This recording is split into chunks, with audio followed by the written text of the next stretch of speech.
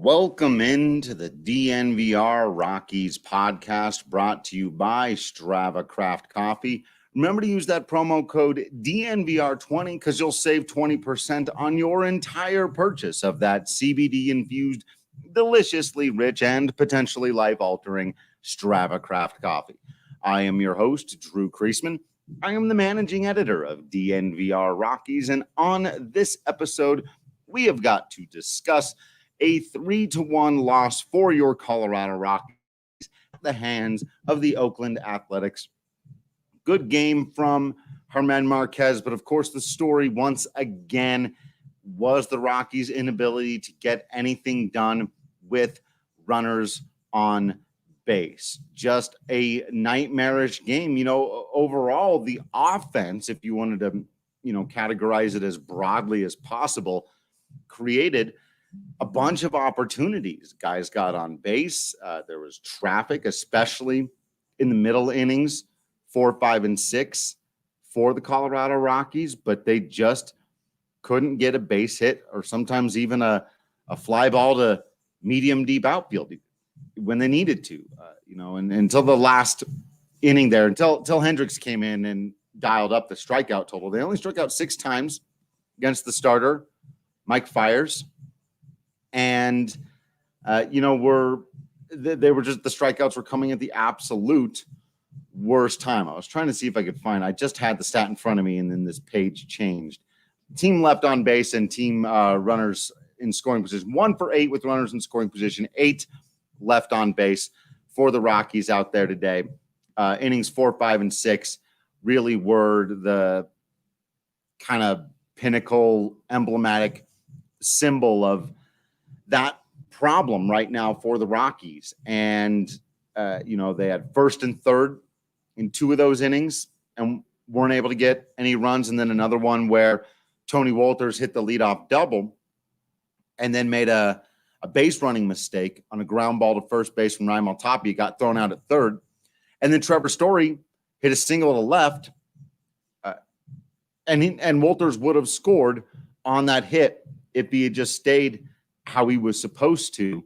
And then there's even an extra level of irony to that, in that Story struck out in every other at-bat he had in the game and left several guys on base.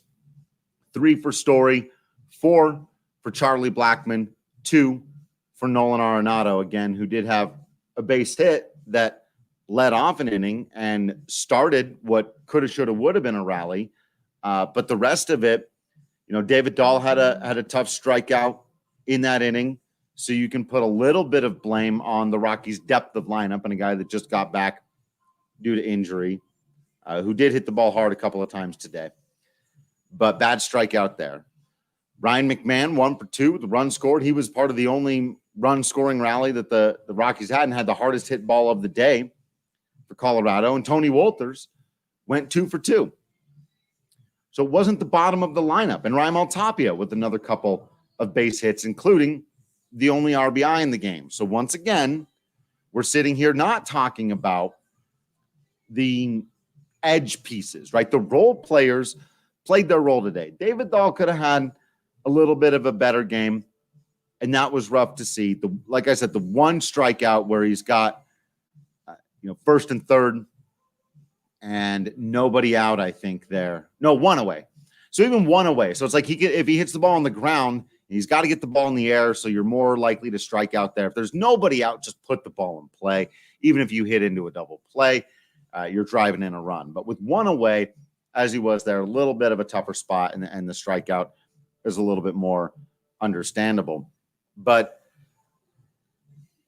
this is, there's not a whole lot you can do when the guys you want up are leaving them out there. Like I said, 3 strikeouts today for Trevor Story. And just the 1 strikeout today for Trevor Story, but just the 1 base hit for him. 3 left on base. Big strikeout for Blackmon in an opportunity to drive runs in. 4 left on base and an 0 for day for Charlie Blackmon. And that's not what do? You got to expect him to come through. He comes through in one of those at-bats. The Colorado Rockies probably win this baseball game and take this little 2-game set from the Oakland A's. Shane, this is really well put. I've maybe been dancing around saying it exactly this way for the last couple of days. And so let me quote somebody who's apparently smarter than I am. Shane, Jeff Bridich has not done a good enough job building around the stars. However, he has built a team that is good enough to make a 16-team playoff. Failing this much is not his fault. And these last several losses. Now, a little bit of this is the situation that the Rockies have put themselves in, right? If you take care of business against the Angels and you take care of business against some of these other teams that they should have throughout the season, don't lose 23-5 to the Giants, stuff like that, then a split against the A's, not such a big deal. In fact, taking 3 out of 4 on the season from the Oakland A's, who are one of the best teams in baseball, pretty solid, especially coming, about a week and plus since you took a set from LA in LA. But when you have the sweep by San Diego and the embarrassing losses to the Angels, then you can't, feel great in trying to take a win out of a split from a great team, even though it's acceptable that in 2 good games and the hits didn't fall and 3-1, it's not like you got shellacked by any means. Good pitching, like I said, again, for the most part for the Rockies today. And you lose to a good team. And Patrick makes a great point here in the comments. A's have fantastic coaching when they lose, or just in general, actually. I think Bud Black's a good manager. I don't know. It's always really difficult for me in baseball, right? So while we're on the topic of the offense, I see more and more Dave Magnan's name being brought up and becoming a part of this. And that totally makes sense because we're all looking for, if not, some people are looking for where to put the blame or who to point the finger at. And I've no interest in that. That's boring sensationalism, if you ask me. Boring sensationalism. Is that a thing? Did I just invent a phrase that couldn't possibly be true? If it's sensationalism, I don't know. I find sensationalism to be remarkably boring because it tends to fall into the exact same categories once you recognize what it is for what it is, right? But if we're trying to get past that kind of analysis, then it's difficult because we want an answer. Why are good hitters not hitting situationally, or sometimes, in the case of Nolan Arenado, at all this season? Well, it must be, therefore, the hitting coach's fault. And I'm here to tell you, friends, I do not know the answer to that question. And probably nobody does other than the hitters, maybe the manager, Dave Magnan, the people directly involved. We're all at best speculating when it comes to that kind of relationship because there's just so many elements. There's so much. Dave Magnan was Nolan Arenado's hitting coach last year. And Nolan had, so if you're just doing the results are bad and you're drawing a 1-to-1 line straight to, therefore the coaching must be bad because we know the hitters are talented. So it can't be they're not talented enough. It must be the coaching is bad. Why didn't that mess up Nolan Arenado or Charlie Blackmon last year? And if it's that the coaching has got these guys all screwed up and they can't get into a good rhythm at the offense, why is Raimel Tapia fine? Well, you know what? Is he immune? Is he just the one guy not listening to Dave Magnan? And on the contrary, Raimel Tapia actually has a very, very close relationship with Dave Magnan, who speaks fluent Spanish. And so, like I said at the beginning, I am here to tell you, friends, I do not know the answer to that. Now, I do think that the Rockies in general have a too traditionalist approach to hitting. There are some times where I wish they would take an even more traditionalist approach, though. So it's very complicated. I don't mind at all. I like when Garrett Hampson bunts. I think he could bunt even a little bit more. I thought they could have kept a bunt on with Raimel Tapia today. I'd be in favor of, doing a little more in terms of pushing the issue and hit and run and that kind of stuff, which is a little more old school. But whatever is happening right now in terms of their approach is not working. And it's not as simple as, well, they're not talented enough. That goes back to it. Like, if Nolan and Charlie and Trevor kept getting on base all day, every day, and the bottom half of the lineup kept letting them down, I'd be here saying, you know what? You're right. They're not talented enough.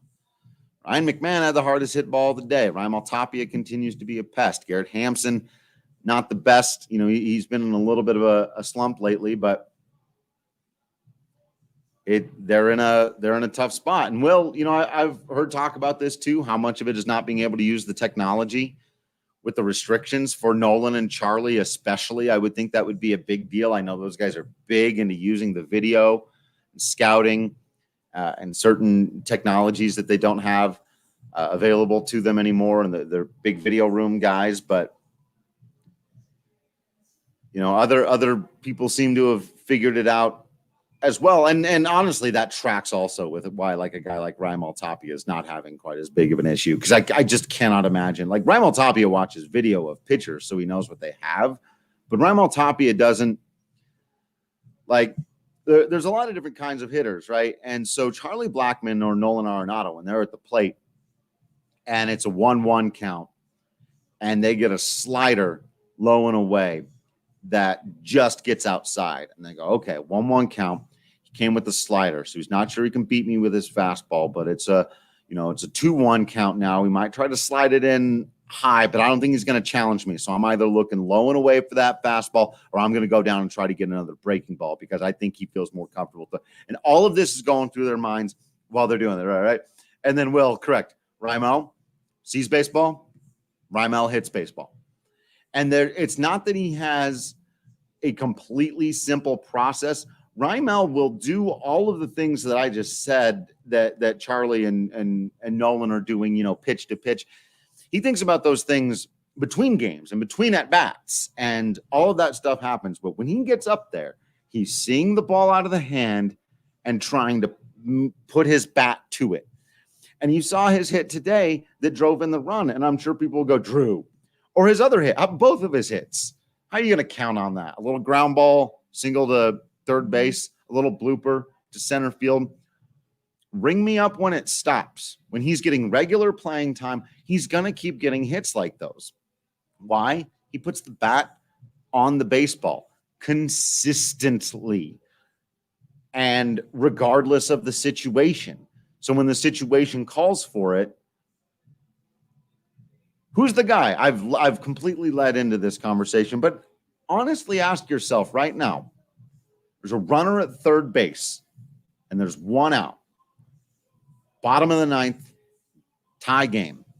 You can pick any Colorado Rocky on this current roster in their current state to put at the plate. Who do you pick? Trevor Story? Charlie Blackmon? Nolan Arenado? Matt Kemp? Daniel Murphy? How many all-star games are there between all those names that I just mentioned? A lot. A lot. I think actually the answer to that question is relatively easy. Hampson, I think, Will, was in the conversation a couple of weeks ago. He's been striking out, like surprise. He had a couple of strikeouts today that surprised me. Just like that hasn't been a big part of his game, and so I guess he just had the one at bat, and he came in against the lefty and struck out. But yeah, I like his ability to make contact and put pressure on a defense. But right now, I'd feel like there's a 90% chance that Raimel Tapia is going to get that run in. And if I'm the opposing team, you've got a better chance. You've got a much higher chance of striking out Trevor Story. So if there's one out and a guy on third, like walk Raimel Tapia, because the chances Story either strikes out or hits it hard to one of the infielders so you can turn a double play are pretty high. Like, that's the weird place this team is in right now. I do have to toast the king of the game, and I've got to throw two sponsors together. Sorry, sponsors. But the draft king of the game, of course, you got to use that promo code over at DraftKings Sportsbook. Use promo code DNVR. And I'm toasting this Breck brew right here. You know, this is the Nitro Pumpkin Spice Latte. This is a special one we got down here at the bar. But you get that Avalanche Amber. You know, it's a steady go-to. Very, very tasty, drinkable beer. I enjoy it very much. Love having my Breck brew in times of victory or bitter defeat. It can be a source of comfort, and it may have to be one for Germán Marquez today, the draft king of the game, who pitched nearly 7, wasn't able to get that third out in the 7th, gives up the 3 earned runs, does walk 4 guys, struck out 6. Not a dominating performance by any means, but anytime you almost go 7 innings, you're doing quality start stuff at Coors Field. And again, against a lineup for one of the better teams in baseball. I know they're missing Matt Chapman, but still, that's a good outing. That should get you a win, not a pitcher win, if you're listening, Manny. Just your ball club a win. In fact, giving up only 3 runs at Coors Field when Coors Field is your home should get you a win 8 times out of 10. Your offense has to be able to come up with something. So while the 4 walks, you tilt your head a little bit, and especially the leadoff one that really ended up coming back to bite him. How about that weird play? How did I get this deep into the conversation without talking about that play? I wonder if I can find it on find a quick video of it on Twitter to bring up for our visual audience here that's joined us on YouTube. Make sure you subscribe to the YouTube channel so that you can see all the visuals that we do here if you're a podcast listener. But the walk of Tony Kemp, right, that really killed him, because Kemp's got an OPS of like 667 or something this year. Like, it's terrible. Like, he's not been a good hitter. He's never been a great hitter. And you walk him on 4 pitches to lead off an inning. Maybe it was 5, but the 4 that he threw that were balls were way out of the zone. And so you walk a guy with good speed who's their 9-hole hitter for a reason, and you put yourself in a tight spot. Now you're worried about the stolen base. Well, of course you're worried about the stolen base. So you unleash a wild pickoff attempt over to first base. Now he's on second. Now you really put yourself in a tough spot, right? And then I'm trying to remember how now we get first and third, nobody out, right? He walked Semien. And then you get exactly what you need. And this is one of the strangest baseball plays I've ever seen.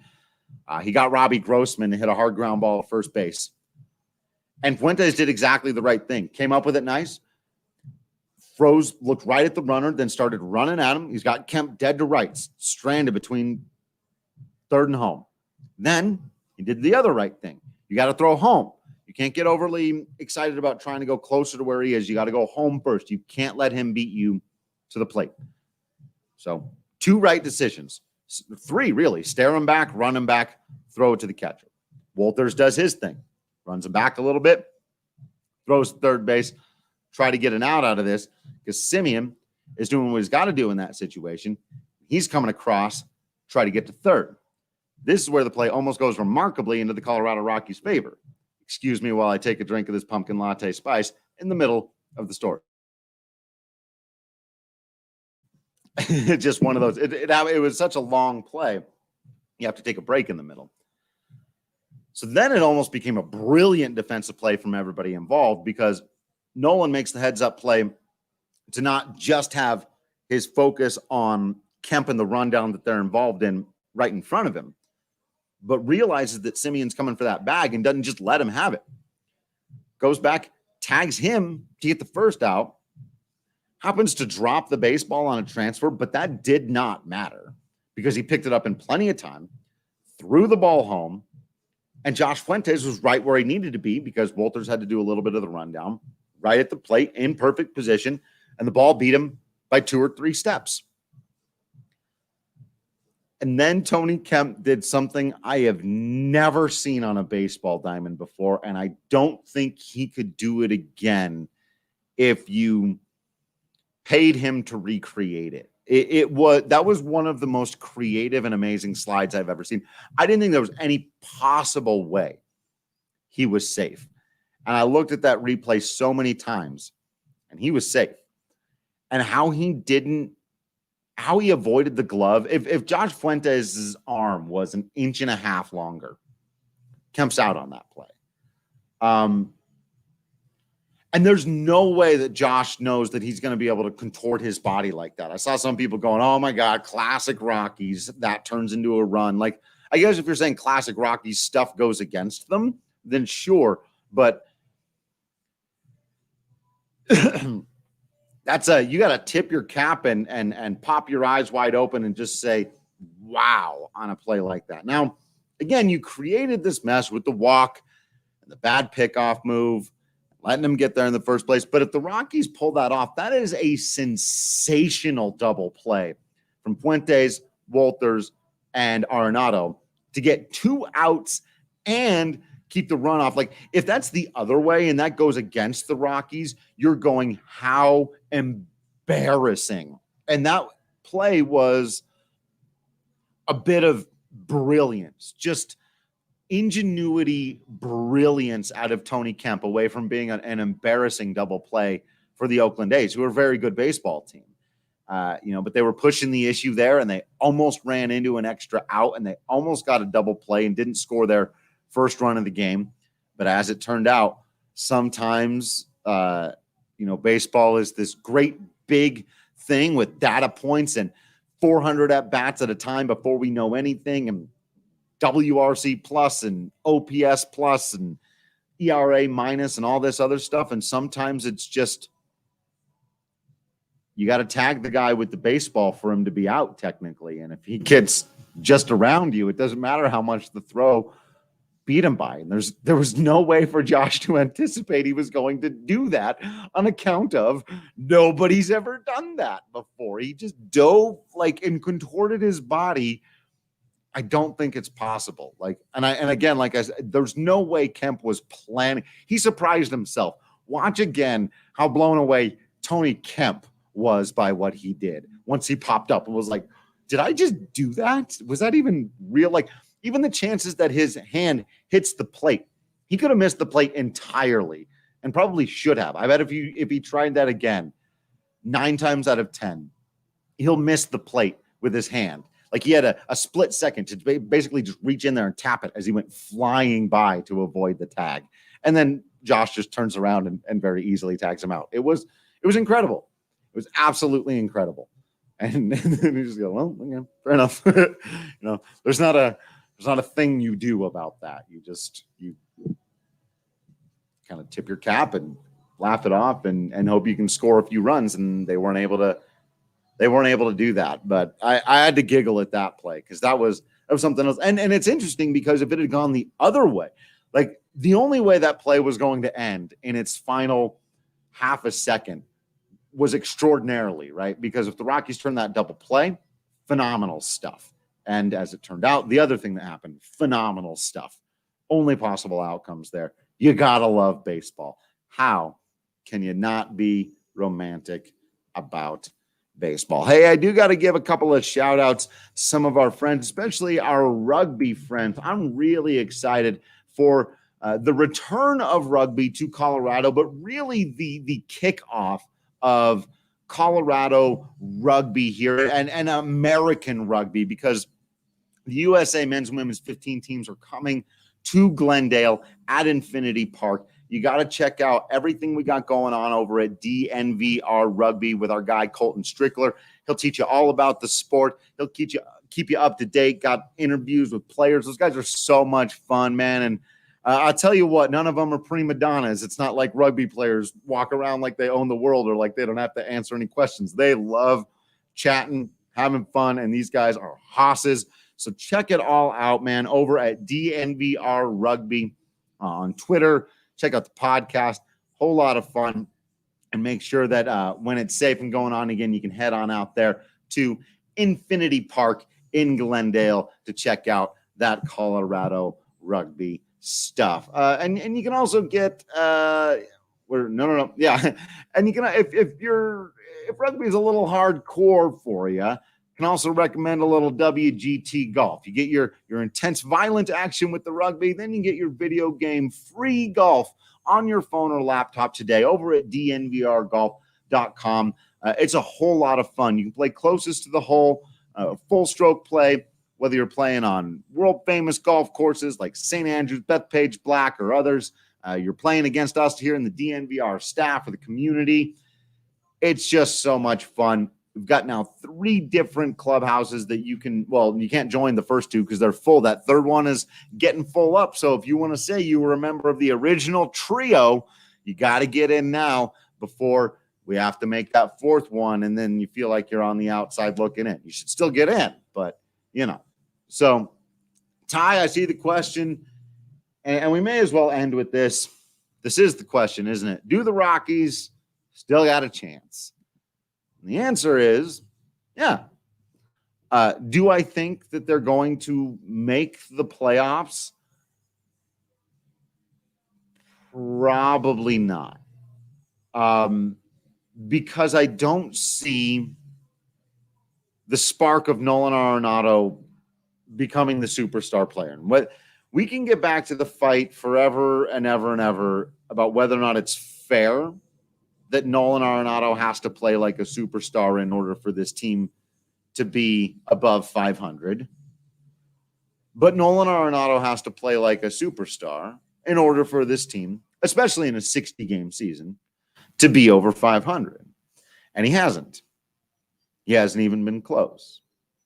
And as it turned out, because of the production of guys like Tapia and even Kemp and Hampson and yes, McMahon, despite some of the ugliness, all those home runs have counted too. They don't even need him to be a superstar. They need him to be a productive offensive player. And he hasn't been that either. I think the starting pitching is going to continue to be good. That's not the problem. We saw again today. It's just not the problem. And I did not foresee this. This is the gap. What were the things I saw coming into the season? Starting pitching going to be good. Yeah. Bullpen going to be a question mark. Yeah. Offense will have its ups and downs. Should be fine as long as the big boys do what they need to do. Maybe they can get enough out of the role players. Let's see what the role players have got. Well, some of the role players have got some stuff, but the big boys haven't held up their end of the bargain. And so I don't think so. That said, yeah, there's still a chance there. There's absolutely still a chance there. They're only a couple of games out. We just watched them beat the Dodgers. So just the fact that the Dodgers are on the schedule doesn't mean you can't, right? Could have very easily won both of these games against the A's. So but the fact that they're like, look, we've seen this, it doesn't matter who the Rockies are playing. What matters is, are the Rockies playing well or are they beating themselves? And the Rockies have been beating themselves way too often over the last couple of weeks and been playing well in spurts. And that won't get it done. So, ending the season with the Giants and the Diamondbacks, I think you can beat those teams. I think you can end your season on a very positive note. And I do think the Rockies could do, like my hesitation from earlier for saying no was actually like they could end their season on a little 4 or 5 game winning streak and grab that 8 seed, especially as other teams are playing double headers. And there's a lot that can happen in that final stretch. So they can sneak into the playoffs here, just mathematically speaking, without even having to right their ship necessarily.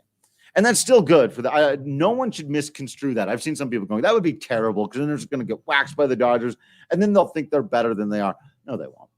No, if they know if if it goes that way. But you want to play more baseball. You want to win more games. You don't want to get too overly complicated. And as I've said a few times recently, the offseason is going to present the exact same questions for the Rockies, whether they're a 7 or 8 seed or whether they miss the playoffs altogether. So you may as well play a little bit more baseball this year and see what happens. That's where I'm at. So thank you all for hanging out with us. I know this has been a rough one. I think everybody could do with a nap. So let's do that before they go and take on the Dodgers. Thanks for listening into this one. Make sure you're following us on social media at Drew Creasman, at DNVR_Rockies. Of course, you know our guy at Patrick D. Lions. Make sure you're subscribed to the DNVR.com for all of that written content. Plus, you get discounts on shirts, hats, masks. You get a bigger beer when you come on down to the DNVR bar. And also shirts are a good thing for my entrance into that conversation. So thank you so much, everybody, for continuing to listen, despite what I know this team does to you. We'll all get through it together. Here come 4 games against the Dodgers. We're going to be here every single day for them. We know you'll be here every single day for them as well. So all we can say is thank you for continuing to be absolutely awesome. I promise you I will continue to be absolutely Drew Creasman. And until next time, I will see you at the ballpark.